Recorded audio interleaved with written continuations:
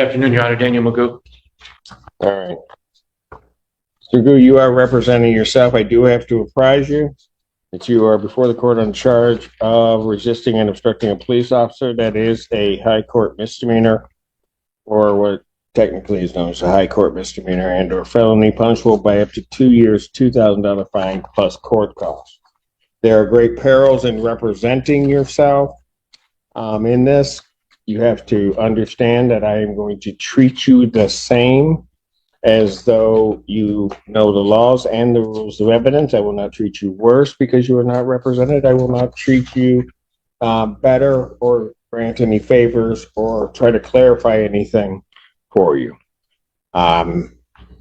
If, for whatever reason, during any point in this proceeding, you wish to be represented by counsel and cannot afford to hire counsel, counsel will be appointed to represent you. As I have in the past hearings asked you to acknowledge what I've said, I'm going to only indicate that I believe that you understand English. You believe that the words that I have said to you are understood, so that we don't get into, you need to remove the gum from your mouth. Mr. Msir is back in court, and this time he's about to learn the hard way why having legal representation is so important. If you're new here, this is actually part 2 of a previous video where we first met him. Daniel Msir comes across as smug and refuses to answer Judge Simpson's questions, acting as if he's above everyone else. To make matters worse, he's chewing gum in court while representing himself, definitely not a smart move. Let's dive in and see how things play out between Msir and Judge Simpson this time. And Thank you. so I will not ask you to acknowledge. I will presume that you do indeed understand everything that I've said. Now, having said that, what are we doing with this case? I'd like to move for evidentiary hearing or prelim. You wish to have a preliminary examination? Preliminary examination, yes, sir. Would the people have their witnesses available the second? We can try, Your Honor, but before moving toward that, would the court be willing to make its inquiries about discovery? I am aware of the defendant having filed a writ of mandamus with the Court of Appeals of the state of Michigan. Yes. That was subsequently dismissed without prejudice by the Court of Appeals. Correct. Contained within that, though, there are allegations that my office has violated its Brady obligations and has not provided sufficient discovery. So I'm not sure if we're ready to move forward to preliminary exam. The defendant is saying that he doesn't have all of the discovery. That is the concern of the court. The record I feel compelled to make at this time, though, is that the people have provided, I do believe, complete discovery to the defendant, and I believe that some of the representations that were made in this writ of mandamus that has been dismissed appear to allege that things that have already been denied by this court should be produced. Furthermore, the defendant filed a motion with no notice of hearing attached to it. So there's an outstanding motion in this case as well, no hearing date scheduled.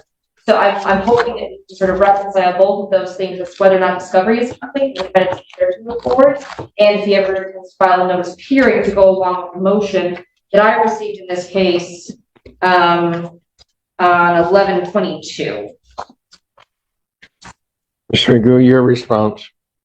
My response is that I thought this was the hearing that we were setting for the motion. So if I have to set a motion for a notice of hearing for that motion, I will do that today, Your Honor, promptly.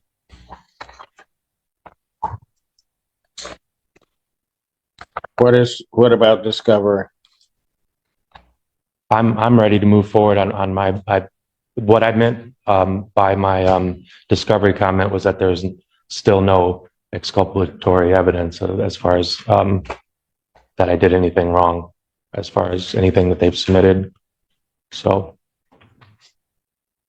if it was improper for the wording, Your Honor, I apologize, but my ultimate goal is have the prosecution present their evidence against me. I'm going to indicate discovery is complete because I don't know what you're saying, because what you just said regarding discovery didn't make any sense. As it regards the motion, we will hear the motion the motion will be heard on date of exam. Thank you, Your Honor. With it at that point in time. So the people would have their witnesses available on the second. We could try for the second, Your Honor. Preliminary examination in person, January 2nd, 2025, 12. Yeah. 12 noon, that is before me. Thank you, Your Honor. And continue. This guy is the perfect example of why you should never walk into court without legal representation. He's smug, tries to outsmart the judge, and honestly comes off like a typical sovereign citizen. The wild part. He's facing charges for assaulting a police officer and has even lost custody of his child, serious consequences that you don't just walk off. Yet he acts like it's nothing, which only makes the judge dislike him even more. Cases like this prove that representing yourself almost always backfires, and in his situation, it's just digging him into a deeper hole.